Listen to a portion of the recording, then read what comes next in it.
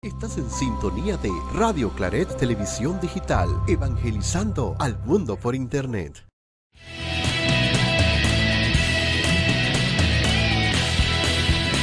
Radio Claret Televisión, evangelizando al mundo por Internet. Hola, muy buenas noches a todos, muy feliz de estar aquí con ustedes. Y bueno, hablando un poquitito como siempre de lo que vimos la semana pasada, estuvimos hablando de ansiedad y depresión en niños y en adolescentes con la doctora Waldis Castillo.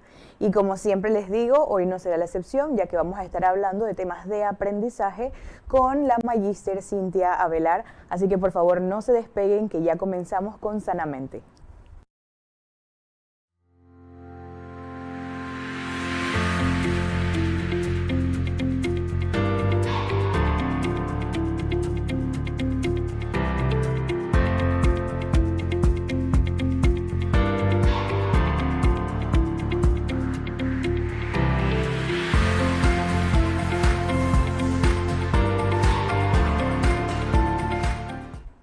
Muy buenas noches, estamos aquí en una excelente compañía.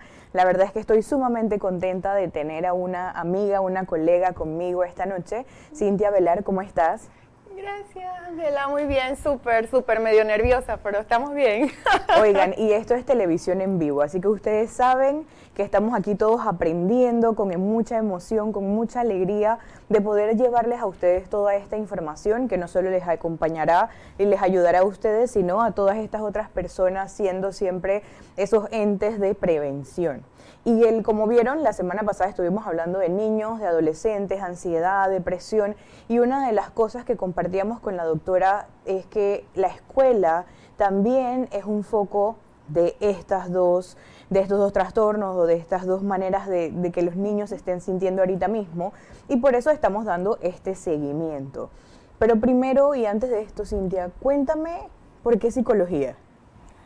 Ok, Angie, psicología, creo que fue primero el querer como conocerme, ¿no? Conocerme, porque tenemos conductas como seres humanos, comportamientos, y la vida de adolescentes a veces tenemos como cambios de humor, de estados de ánimo que van y vienen, y muchas veces hasta tú te despiertas y dices, oye, pero ¿por qué hoy estoy de mal humor? Y eso fue como algo que me llamó la atención, que yo creo que de alguna manera me inspiró, ¿no?, a querer como aprender, además de que ya cuando comencé a estudiar, yo me casé muy joven y tenía hijos, mis hijos estaban pequeños, y dije, bueno, también es como una forma de poder aprender a cómo pues llevarlos adelante, cuidarlos, criarlos, atenderlos, darle estructura, que en ese momento pues no teníamos como la menor idea de que se llamaba estructura, ni límites, ni nada de eso, sino que era como enseñarlos, ¿no? Claro. Sí, y con esa enseñanza que debía darle como de forma correcta, o lo mejor que yo pudiera como mamá, pues me dio como muchos deseos de querer como aprender este mundo tan bonito que uno pues no termina de aprender. Tú sabes que aquí uno no acaba de aprender nunca, porque cada año que pasa, en cada momento, pues siempre hay cosas nuevas que debemos como poder pulir ese conocimiento que de alguna manera vamos teniendo, adquiriendo, y que año con año pues tenemos que mirarlo, porque siempre hay cambios. Mira cómo quedamos en la pandemia, y justo con el tema de la pandemia se han visto muchísimos cambios en los niños, en los jóvenes, y es como la población incluso que más llega a buscar atención, y llega a buscar atención porque son referidos de las escuelas, y de verdad que yo pensando, dije, oye, ahora que vamos a estar en otro ambiente laboral más clínico, ya no voy a estar como en el área de psicología escolar y demás, pues ya no vamos a ver como tanto esto. Hoy totalmente como equivocado. Creo que del 100% de las atenciones que tengo a diario, porque día con día atiendo pacientes con con temas de aprendizaje, con problemas de aprendizaje, con eso me llevo como que, ok, en verdad en la clínica vemos muchísimo eso porque los maestros te refieren, las escuelas te refieren, los directores te refieren, los papás están preocupados porque sus niños tienen dificultades. Y la pandemia nos trajo eso, como que ese es lo que ahorita estamos viendo, pues, que tenemos que hacer más con estos niños que de alguna manera tuvieron una atención virtual, unas clases que de algún modo algunos tuvieron la dicha, sobre todo los niños de escuelas privadas, tuvieron la dicha de poder tener clases como sincrónicas y nuestros niños de las escuelas públicas eran clases más bien asincrónicas o cosas como por hacer. Entonces vemos día con día problemas en la lectoescritura, problemas del aprendizaje en general, que antes no se veían tanto o que no saltaban tanto como a la vista, claro. ¿sí? Porque pues, los niños dejaron de tener estos espacios para poder de alguna manera jugar y aprender jugando, ¿sí? Porque estaban todo el día como encerrados en casa y ya entonces comenzaron a tener como mucho contacto con la vida digital, que es de algún modo esa, vamos a decir como ese monstruo que está de alguna manera saboteando no sé, como la vida social que deberíamos tener con nuestros hijos en algún momento, ¿no? Claro, y esto que comentas de la tecnología, si bien es cierto, es importante, pero también nos va restando habilidades sociales. Sí. Y yo creo que eso es algo que todos tenemos que tener muy claro, que la podemos utilizar, y en la pandemia, como bien lo dices, nos ayudó muchísimo, porque los niños y los jóvenes, y bueno, todo el mundo podía tener acceso a trabajo, a educación, etcétera, pero cuando ya uno lo hace durante mucho tiempo, va creando esto, porque ya el tema de escribir, por ejemplo, ya la gente no quiere escribir, sino que anda con el iPad o con el teléfono, sí. y no solamente las personas adultas, sino los niños, ¿no? Correcto. Y decías esto de los niños antes de pandemia, después de pandemia, hablaste de lectoescritura. ¿Qué otras cosas crees que son comunes de los niños que vienen después? Porque además de psicóloga, nos has dicho que eres psicóloga clínica, tuviste muchos años en la parte escolar también, pero también fuiste madre y educaste en una época Exacto. Entonces, ¿qué cosas puedes ver en la clínica que tal vez diferencia a estos niños antes y después desde la parte escolar? Mira, a pesar de que, vamos a decir, en comparación con la población que vimos antes de pandemia, esta población era un poco más como desenvuelta a nivel social.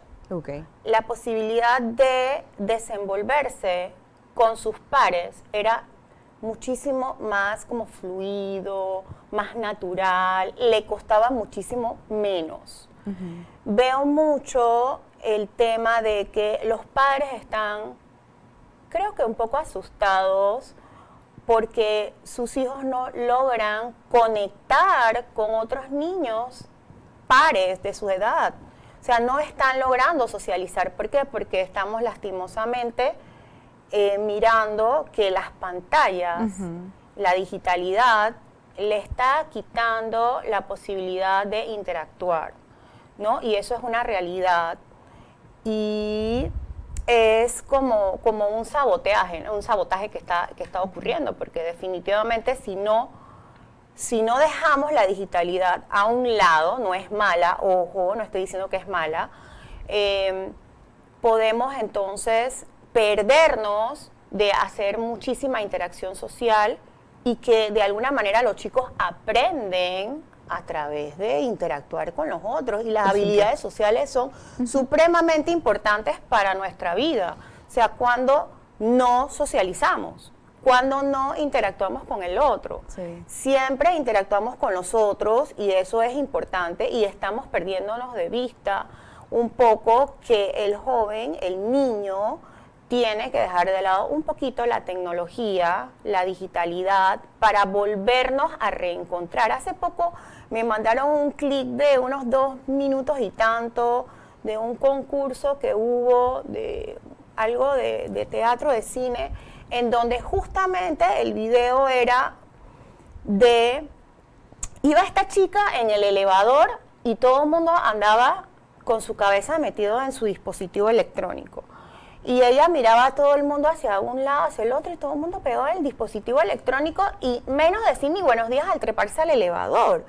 Entonces, perdemos el contacto con el otro, perdemos el contacto con los vecinos, con la familia, con todo el mundo, por estar pegados a la digitalidad.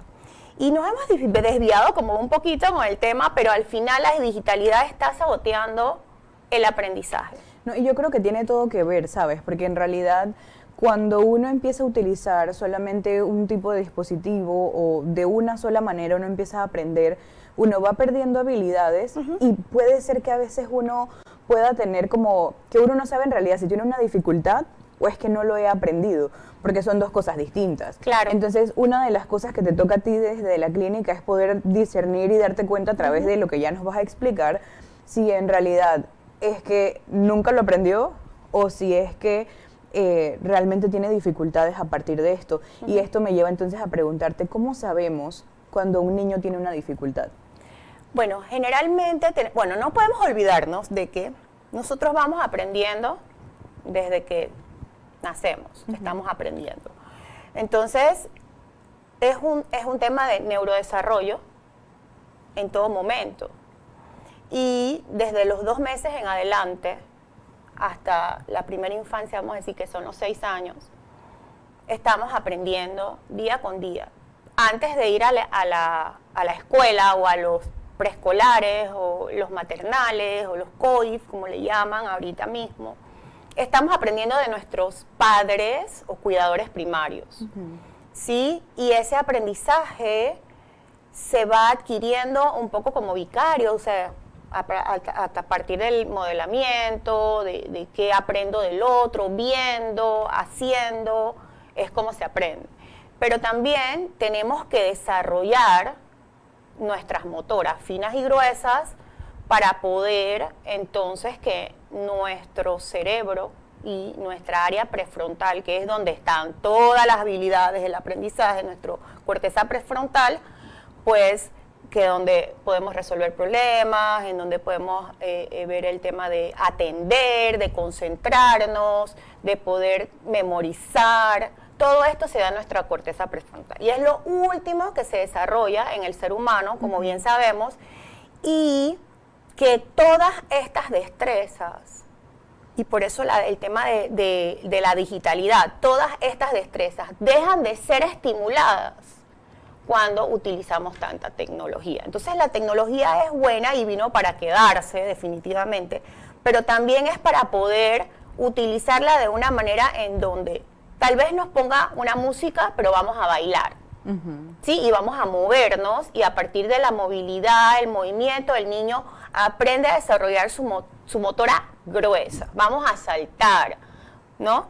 Entonces, ¿cuáles son estas como, y respondiendo a tu pregunta, cuáles son como estas situaciones en donde podemos observar que el niño no está logrando? Bueno, definitivamente cuando va a la escuela y el maestro detecta, dice que, ay no, que no logra leer, no se está sabiendo las vocales o no puede reconocer las letras y demás, pero desde que van a la cita con el pediatra, desde que van a la cita con la enfermera para la vacuna, desde allí tú estás viendo si este niño está logrando los hitos del desarrollo.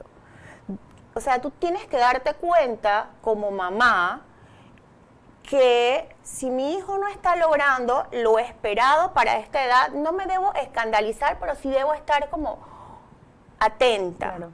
Decía mi colega Caridad Hernández, las señales de alerta, ¿sí? Y eso es importante, porque de alguna manera las señales de alerta de las cosas que mi hijo logra o no logra hacer a partir de lo que aprendemos, ¿sí? De lo que esperamos que ya el niño sepa a este momento de edad, dependiendo si está a los 4, dependiendo si está a los 5, ¿no? Que es como esa edad donde van comenzando como a adquirir estos conocimientos básicos. Los colores, las formas geométricas, cuando un niño no te sabe responder la forma geométrica, cuando un niño no sabe como de alguna manera imitar incluso, Ángela, o sea, imitar. El proceso de imitar es importante, ¿sí? De seguirte, de escucharte, de mirarte, de poder de alguna manera atender todo lo que tú estás como tratando de comunicarte, ¿sí? Porque volvemos al tema de la socialización, volvemos al tema de la comunicación con nuestros hijos. El niño deja de aprender, ¿sí? Entonces, sí hay señales de alerta desde el inicio, cuando el niño no logra hacer cosas, hablando de hitos del desarrollo, ¿sí? Que vemos que no se gira, que tal vez no se sienta, que no sostiene su cabecita, y podemos ir mirando como de manera biológica, ok, este niño le está pasando algo. Y esa es como nuestra primera señal de alerta, ¿sí? Pero cuando ya lo incluimos en el colegio y estamos dándole demasiada tecnología a nuestro nene, entonces, o a nuestros niños, entonces los niños comienzan a demandar inmediata atención y no logramos que el niño pueda frustrarse, pueda aprender a esperar, que es lo que se requiere dentro de un aula de clases, porque acuérdate, y vamos a ponernos en el escenario, ¿no? En un aula de clases tenemos 20 niños, por mínimo. Hablando de una escuela que tiene una población pequeña, pero cuando son 30, una sola docente sin asistente en nuestras escuelas públicas. O 40. Cuando son muchos más, y este niño quiere una demanda inmediata porque está acostumbrado a que de alguna manera tenga atención o recompensas inmediatas. ¿Y quién te da las recompensas inmediatas? Los juegos tecnológicos, todo lo que veo en el YouTube, ¿sí? O todo lo que veo en el Instagram, o incluso estos juegos que son un poco como agresivos y que no son muchas veces propios para la edad de los niños, ¿no? Entonces, de alguna manera, este niño no aprende a esperar. Y partiendo de eso, entonces te manda la maestra a decir, porque es que el niño nunca se sienta. Porque es que el niño tiene problemas de la conducta. Porque es que el niño no obedece, ¿no? Entonces, son como señales, sí, el niño no obedece, el niño no sigue instrucciones, el niño no se sienta, pero ¿cuánto es eso un problema de aprendizaje? ¿O es que este niño de alguna manera no ha aprendido a esperar? ¿Sí? Entonces, es como delicado, ¿sí? Porque los papás a veces perdemos de vista que tenemos que hacer, ¿no? Este rol de poder enseñarles a esperar, enseñarles a que se frustren, enseñarles a que se aburran, porque, ojo, ahora diga, ay, es que estoy aburrido. Está bien, pues busca qué hacer. No, dame el teléfono, mamá, estoy aburrido, dame el teléfono, dame la iPad, ¿no? Dame la tableta. Frústrese, abúrrase, y hay que enseñarles a que se abúrrase para que sean creativos. Si el niño no se aburre, si el niño no se frustra, en ningún momento va a esperar o va a aprender a ser tolerante. Claro. ¿Sí? Y tú sabes que en realidad siempre tenemos que esperar para todo. Para todo. Ya sea en la consulta, o en el seguro social, o en el centro de salud, en la fila del súper, el que va al Prismar, hablando del Prismar hace un rato, que tiene que esperar un montón y los niños quieren irse. Pero ¿qué hacen, Ángela, los papás generalmente cuando hay que esperar? Le dan la tecnología. Sí. ¿Sí? Entonces, bueno, de alguna manera tenemos que tener cuidado con cuánta tecnología le damos, cuánto afecta esto al aprendizaje de mi hijo y cuánto es realmente un problema de aprendizaje, porque tengo una discalculia o porque tengo una disgrafía o porque tengo algún problema de dislexia, que, ojo, son problemas del aprendizaje que no tienen exactamente que ver con retraso mental. Okay. ¿Sí? Porque esto es muy importante decirlo. Que tenga dislexia, que tenga una discalculia o que tenga una disgrafía no tiene que ver o no es una relación directa con retraso mental. Ok, ¿Sí? Me gustaría que me puedas ir como desarrollando qué significa cada una de estas, pero tenemos mensajes en YouTube, vamos a ver qué nos han dejado por ahí, así que les agradecemos. Buenas noches, licenciada Ángela. Hola, señora Miriam, espero que esté muy bien, muchas gracias por estar aquí con nosotros esta noche. Saludos. Excelente tema, Gracie, excelente, muchísimas gracias por estar con nosotros. Bueno, a ver, cuéntame, hablaste de dislexia. Eso es algo que la gente a veces utiliza realmente sin saber qué significa. Es que yo soy disléxico. Entonces, ¿qué es dislexia? Simple, Ángela. Vamos a ponerlo simple porque si nos ponemos técnicos nadie comprende, ¿no? Entonces, la dislexia es, de alguna forma, una dificultad que el niño tiene en, primero, cómo escucha, vamos a decir el grafema, la sílaba, y cómo lo reproduce. Okay. ¿Sí? Entonces lo hace como switch, como lo puede como escribir al revés. Vamos a la simple, que es como muy usual que se vea en consulta, es que tú le dictas después y esa P la puede poner como otra D y esa D de después la puede escribir con una P. Ok. ¿Sí? Entonces, como que lo invierte, ¿sí? Entonces, es esa dificultad al momento de escuchar, el niño recibe la información y cuando la va a plasmar en su cuaderno, lo hace al revés. No tiene la posibilidad de poderla expresar de manera escrita de una forma correcta. Entonces, allí hay que hacer un trabajo un poco más como de reconocimiento de sílabas, de los grafemas, y que el niño pueda en algún momento, cuando ya lee, pueda identificar, ok, lo escribí mal, lo corrijo, y eso se aprende, ¿no? Pero esas es como las primeras señales. Ay, el niño me escribe en espejo, dicen. Me escribe en espejo. Esto de que lo hace como, lo invierte, ¿no? Es como lo más usual que vemos. Cuando puede leer, cuando puede escribir, porque a veces no puede leer ni escribir, entonces ya es una dificultad un poco mayor. Entonces, cuando hablamos de discalculia, es puntualmente una dificultad en el área numérica de las operaciones básicas.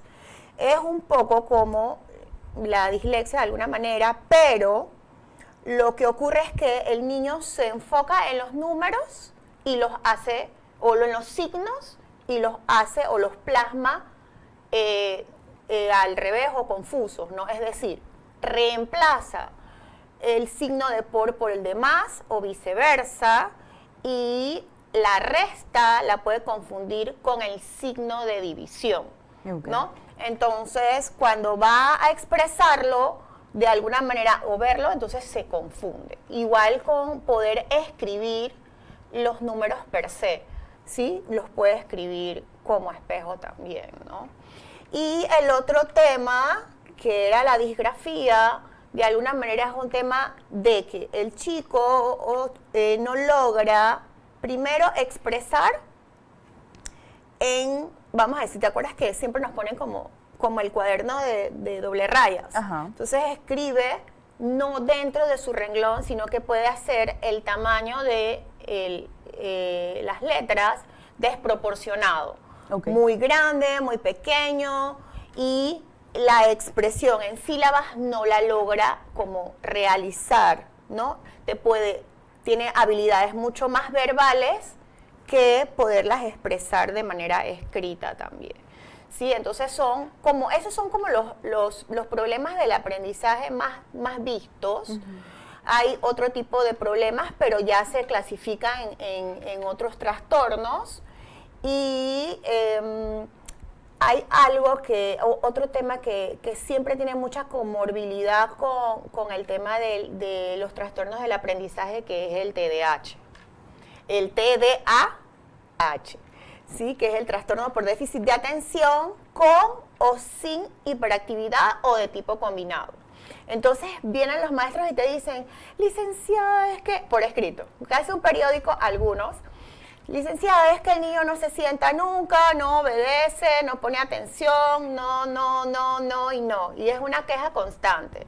Y lo mandamos a sentar y a los 3 minutos se para. Y una vez más, recalcar que tener TDAH no significa que tenga retraso mental mi niño. ¿Sí? Los trastornos de déficit de atención pueden tener un niño tranquilo porque no tengo la H de hiperactividad, ¿sí? Y puedo lograr estar tranquilo en mi puesto, pero me desconecto. Me voy de la atención, o sea, que no atiendo suficiente al docente, o sea, no logro tener ese espacio de atención que el docente requiere de mí. ¿Sí? Es muy chiquito estos espacios de atención. Entonces, se tiene que hacer una evaluación exhaustiva y al final es eso, Ángela. O sea, no es como varita mágica. A veces es que llega la mamá y dice que licenciada, la maestra mandó esto y dice que le mande el diagnóstico. Yo dije, ok, acaba de llegar mamá y se dará cuenta, este es un consultorio, no hay bola de cristal, ni varita mágica, ni nada de la capa de Harry Potter, no tengo nada de eso aquí como para decirle inmediatamente que tiene su niña o su niño. Dígale a la maestra, al maestro, que con mucho gusto se le mandará en cuanto tengamos como una respuesta, porque no podemos ser irresponsables de hacer diagnósticos a la ligera a partir de que el maestro no sabe cómo manejar a su niño. Y muchas veces sí saben cómo manejar a los niños, pero necesitan un diagnóstico porque eso es lo que le rige Meduca, ¿no? Entonces, ciertamente lo requieren, pero no es tan rápido como quisiéramos. Y, por ejemplo, en el MINSA, en el centro de salud en donde yo estoy, las citas son supremamente prolongadas. O sea, una vez al mes yo estoy citando niños para hacer una evaluación de este tipo, ¿no? Entonces, claro, sí es difícil, es complicado hacerlo tan rápido y sería irresponsable una vez más que lo haga a la ligera, ¿no? Hay cosas que ya tú ves como observando cuando tú haces estas pruebas informales de lectoescritura y ya tú te vas dando cuenta, ¿sí? Pero inicialmente es un paso a paso, ver cuáles son las habilidades del niño, qué cosas sí hace, porque te mandan referencias de todo lo que el niño no hace, pero entonces, ¿qué sí hace? Exacto. Y muchas veces el papá no te sabe decir, bueno, mire, licenciada, es que sí hace esto, sí hace lo otro, sí hace lo otro.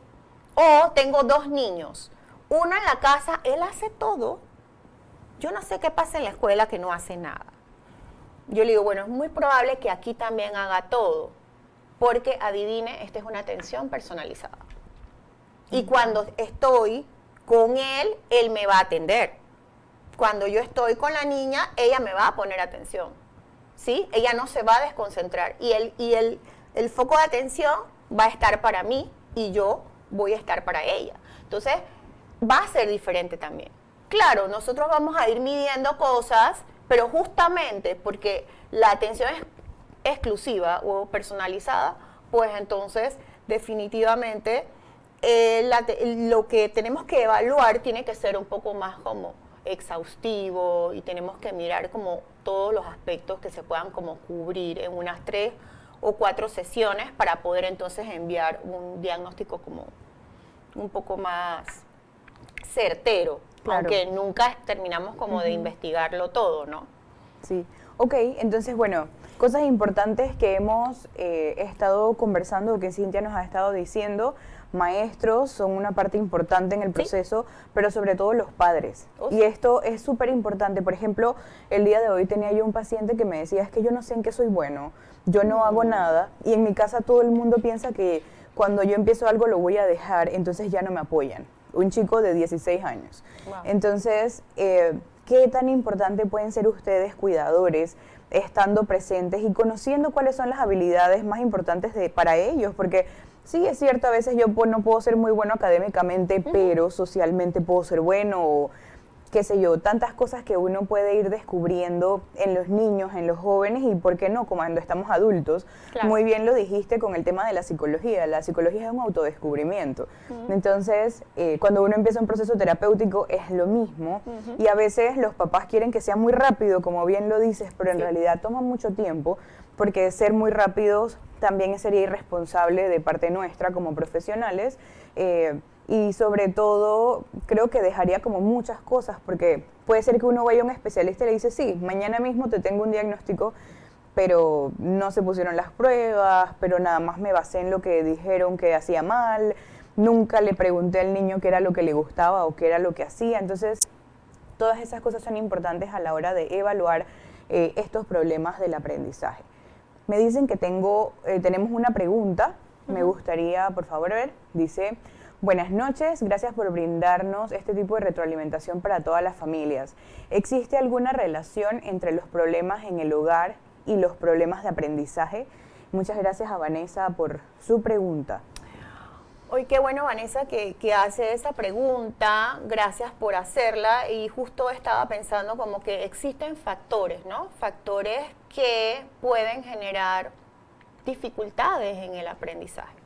Muchísimas cosas, desde el tema de factores biológicos como lo heredado, ¿sí? Porque tal vez tenga un familiar directo que tenga dificultades en el aprendizaje también, pero también hay, esto es como de muchas áreas, socialmente hablando, biopsicosocial, es importante también mirarlo. ¿Por qué?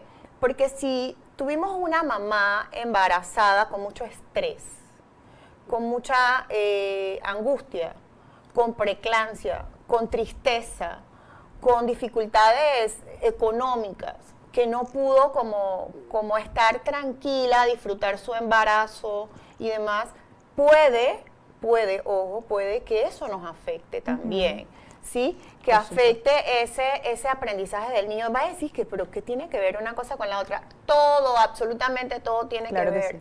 Absolutamente todo lo que le pase a la mamá en el periodo de gestación tiene que ver o repercute en el bebé, en el feto, en su momento y cuando nace. Y si tengo una mamá que no tiene las necesidades básicas cubiertas cuando ese bebé nace, y si tengo a una mamá que no tiene el apoyo y la seguridad que requiere, mirando la pirámide de Maslow, ¿no? Que es lo que de alguna manera nos lleva a observar que las necesidades básicas no están cubiertas, definitivamente esa mamá no va a estar para ese bebé.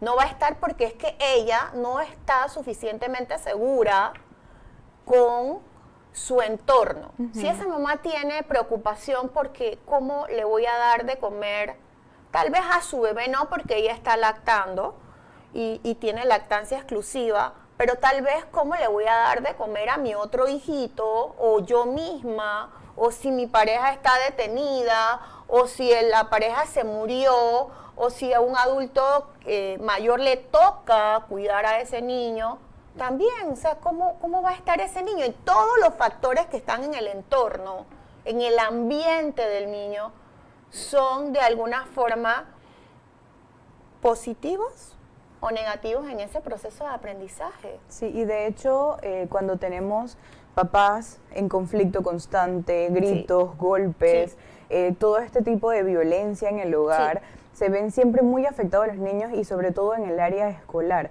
Me gustaría que habláramos un poquito de esto en el tema ya como más de violencia y todo, pero cuando volvamos de este corte, así que no se despeguen, que ya volvemos con más de Sanamente.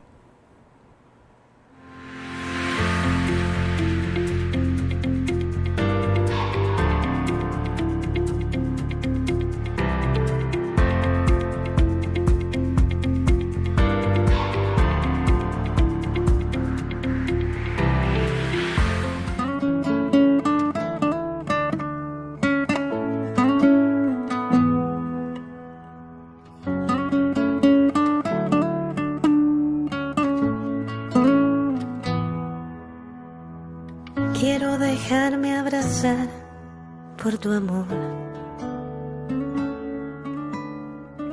Quiero dejarme atrapar por tu fuego abrasador. Llena y calienta mi pobre corazón.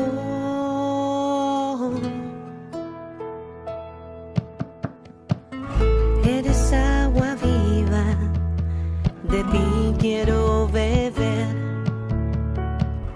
Eres el maná de mi desierto. Sana mi alma y hazme renacer.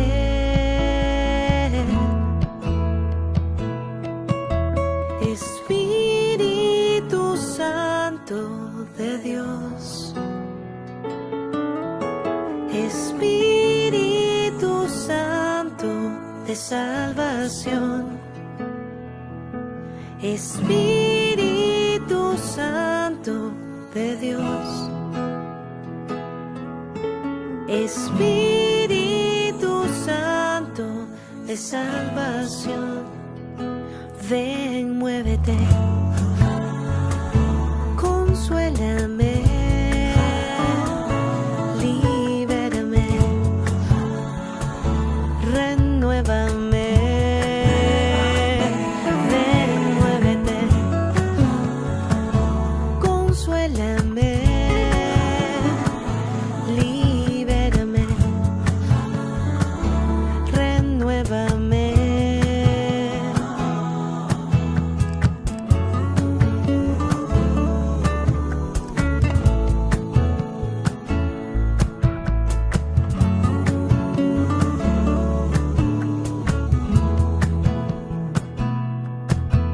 Espíritu Santo de Dios.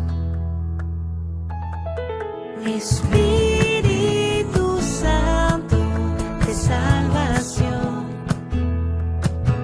Espíritu Santo de Dios. Espíritu Santo de salvación. Ven, muévete, consuélame, libérame,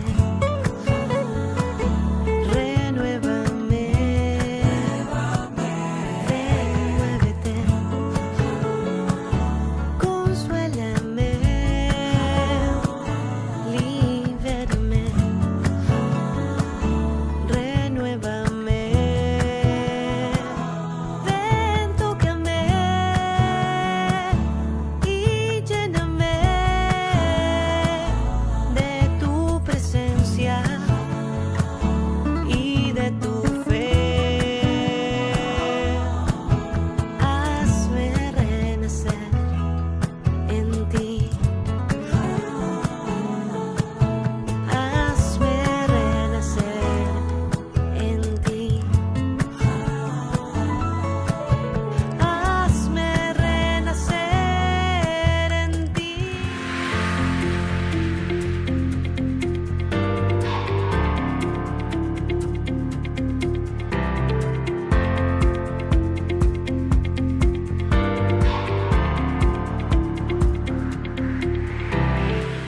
Muchísimas gracias a todos. Espero que la cancioncita ahí les haya hecho sentir cosas bonitas. Y seguimos hablando de este tema importante que es de los problemas y la etapa escolar de los chicos, de cómo se afrontan todas estas situaciones, no solo para ellos, sino también para sus padres, y cómo nosotros podemos estar alerta o pendiente en alguno de estos casos, ¿no? Estábamos con una pregunta previa de si las situaciones en el hogar hacen o afectan a los niños en la parte educativa, y Cintia nos había dicho que sí. Entonces le comentaba yo un poquito de los temas, esto ya es como más de violencia, de conflictos entre los padres. Yo siempre he pensado, ¿no?, que no estoy en pro de que la gente se divorcie ni nada de esto, pero siempre es mejor que que los padres estén separados y bien a que los niños vivan situaciones muy complicadas en el hogar. Claro. Porque al final ellos no son los que escogieron la pareja Así y eso es algo que los niños después les afecta mucho a lo largo de su vida. Entonces, sí es importante que nosotros como adultos podamos tener esto, pero me gustaría que la especialista nos hable un poquitito más del tema. Ok, bueno, definitivamente el tema de los conflictos que hay dentro del hogar, las situaciones incluso del barrio, la vecindad donde los chicos viven, le afectan, le ponen nervioso, le estresan, las constantes discusiones, los gritos. Dime tú qué niño o qué persona, incluso uno adulto, podría estudiar o sentarse a leer siquiera un material cuando hay gritos y estrés. Yo tengo una pacientita que ya está en cuarto año o 10º grado, porque ahora es que cuarto año, unos me dicen 10º, otros me dicen cuarto año. Y la chica me dice que ella no puede estudiar porque en su hogar, no es exageración, viven 21 personas. Y en este apartamento de 2 cuartos, sala, comedor, cocina con 21 personas, incluyendo obviamente niños pequeños, escolares, adultos y demás, pues la gente gritando todo el día o los niños gritando todo el día. Y esta chica con su interés de no perder su beca, porque ese recurso es importante para su familia, se estresa muchísimo. Ella llegó con un cuadro de ansiedad y no con un problema del aprendizaje, pero con un cuadro de ansiedad muy grande porque estaba estresada porque iba a perder su beca de concurso. No es la beca de ¿sí? La universal. No es la beca universal, era su beca de concurso que de alguna manera, primero es como su esfuerzo, ¿no? Que se ve frustrado totalmente. Y también que ella dice, es que no puedo, licenciada, estudiar. ¿Y qué hace uno con esa persona que te pide ayuda y que tú quisieras como llevártela para tu casa y decir, bueno, aquí en este pasito te hago para que tú estudies y continúes con tu formación, ¿no? Pero definitivamente, pues, adaptar, llamar a la familia, explicarle un poco del tema, de la prioridad que tiene esta niña y de la importancia que es para ella, por lo menos, tener minutos de paz. Y la chica lo que hacía era estudiar cuando todo el mundo dormía. ¿Tú te imaginas una nena que se tiene que parar a las 5:30 de la mañana, de lunes a viernes, y 5:30 porque vive bastante cerca en el barrio de la escuela, ¿no? Si viviese en el oeste, por ejemplo, y la escuela estuviese acá, pobre, mis amistades que vienen del oeste a las 4 de la mañana y tienen que madrugar para llegar a la escuela a las 7, es una locura, esa niña no podría hacerlo. Y entonces la chica se acuesta súper tarde, entonces viene con las ojeras hasta acá, a la sesión, porque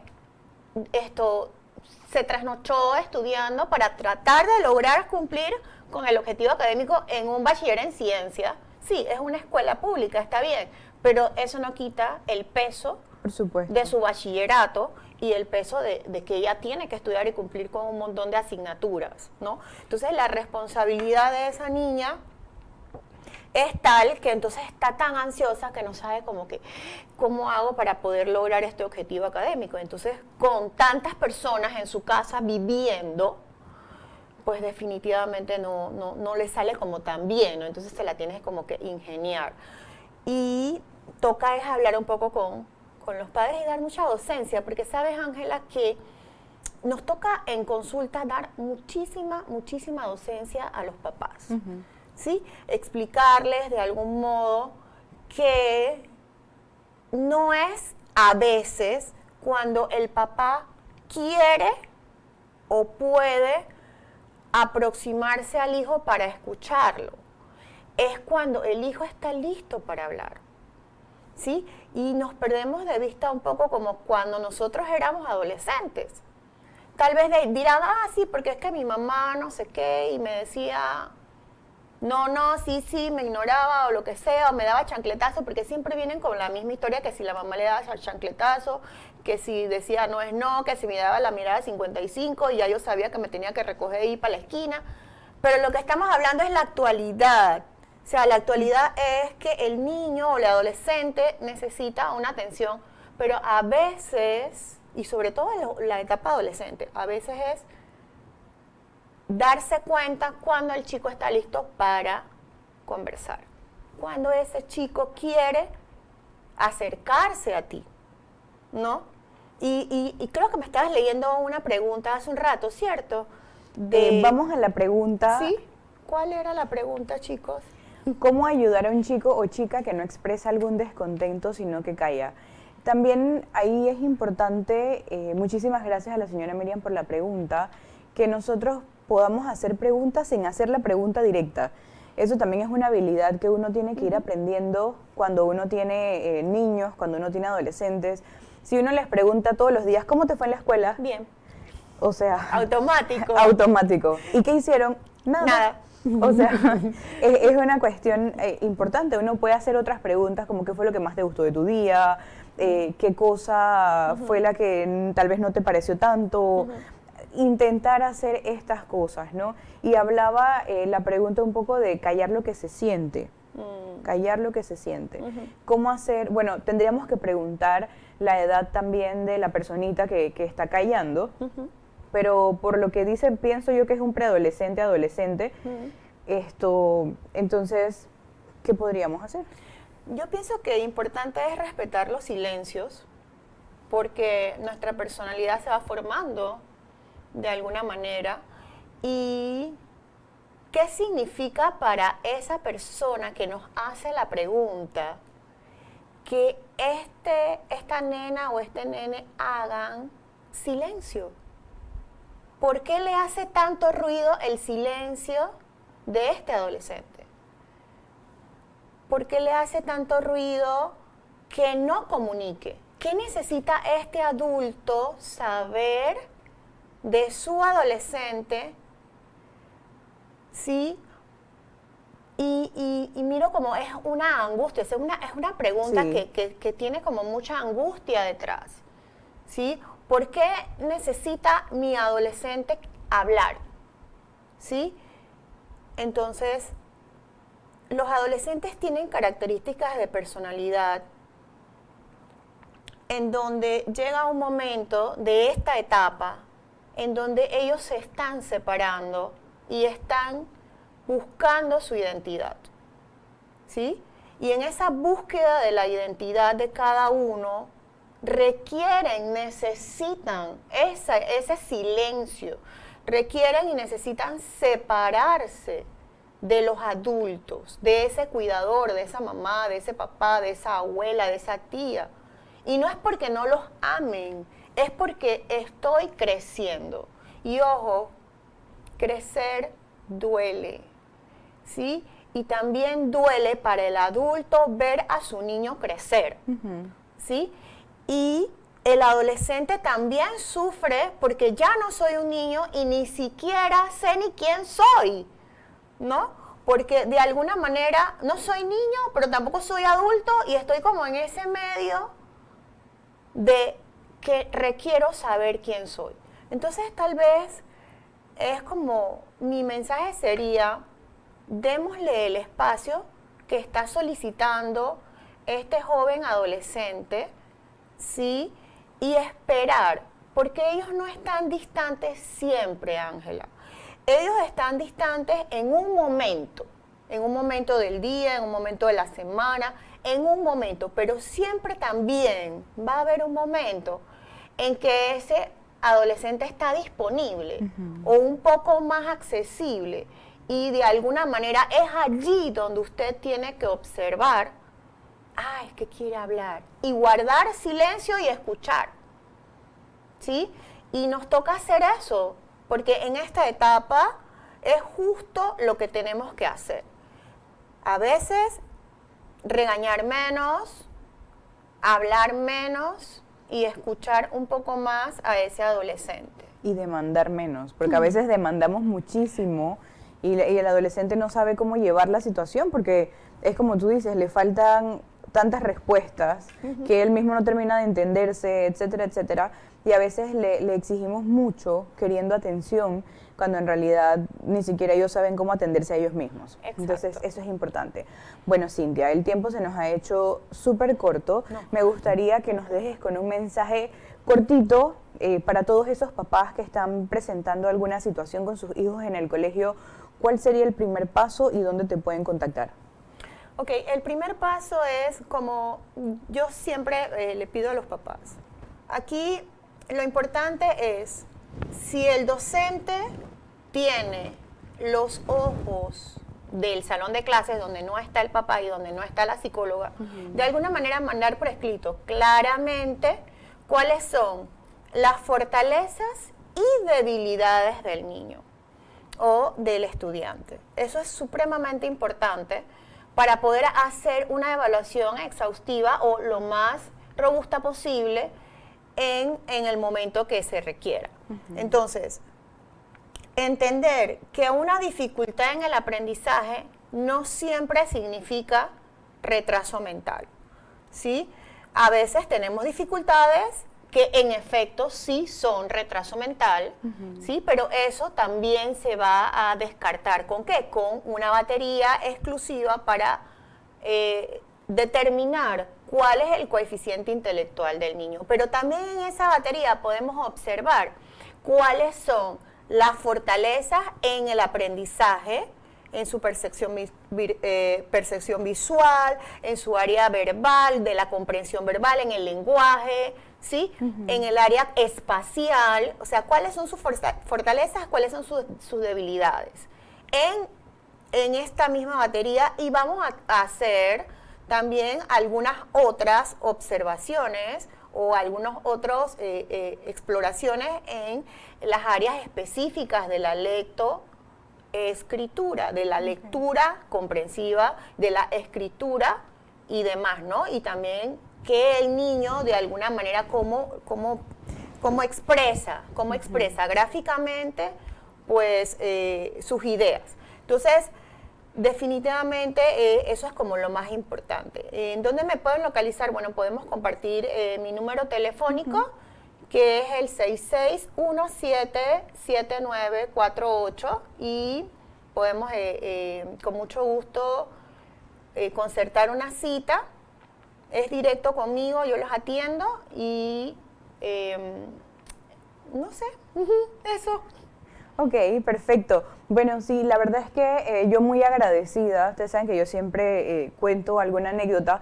Yo he comentado aquí sobre la tesis esta que hemos hecho de los celulares, de la nomofobia aquí en Panamá, y Cintia fue mi compañera de tesis. Entonces, una alegría realmente para mí tenerla aquí, porque como siempre les digo, traigo personas capacitadas para hablarles de los temas, y qué bonito es poder compartir esa misma pasión que es la psicología desde diferentes ramas. Entonces, pues nada, me encantó que pudieran compartir con nosotros enviando sus mensajes. Recuerden, yo sé que a veces da un poquito de pena escribir allí en el YouTube y todas esas cosas, pero también tienen el correo electrónico para que nos hagan todas esas preguntas que van quedando, y se las podemos hacer entonces llegar a nuestra especialista. Ahí tenemos el correo info-sanamente-tv@gmail.com. Ustedes nos escriben a través de ese correo, ahí nos llegan sus preguntas y podemos igual entonces enviarlas al especialista para que nos dé las respuestas. Les quiero agradecer realmente pues a Cintia, primero por estar aquí. Gracias a ti, Angie, de verdad, muchísimas gracias. Gracias por moverme el tapete, ¿no? Sí, al principio dijo que tenía nervios. Yo creo que ya esos nervios se fueron. La verdad es que, bueno, un excelente equipo de trabajo aquí, un buen ánimo, eso siempre hace que uno... Sí, el ambiente es genial. Exacto. Eso hace que uno esté mucho más animado y sin estrés. Así que le quiero agradecer a Samir, a Jesús, a Yanio, que nos acompañan esta noche. Y bueno, ahí están haciendo olas y toda la cosa. Bueno, muchísimas gracias a ustedes y a todos ustedes que también nos están viendo. Y bueno, el próximo miércoles seguimos con mucha más información, así que por favor no se lo pierdan, que tenemos muchos especialistas para que vengan a hablar de distintos temas. Y también recuerden que si ustedes están interesados en algún tema, escríbanos para nosotros poder seguir buscándoles más información y seguir aprendiendo en comunidad. Que tengan muy buenas noches y esto fue una edición más de Sanamente. Hasta luego.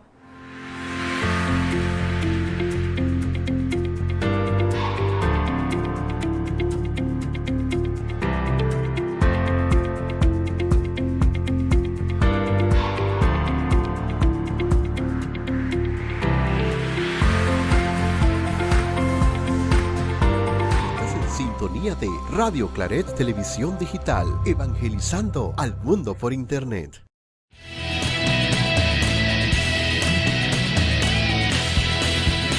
Radio Claret Televisión, evangelizando al mundo por Internet.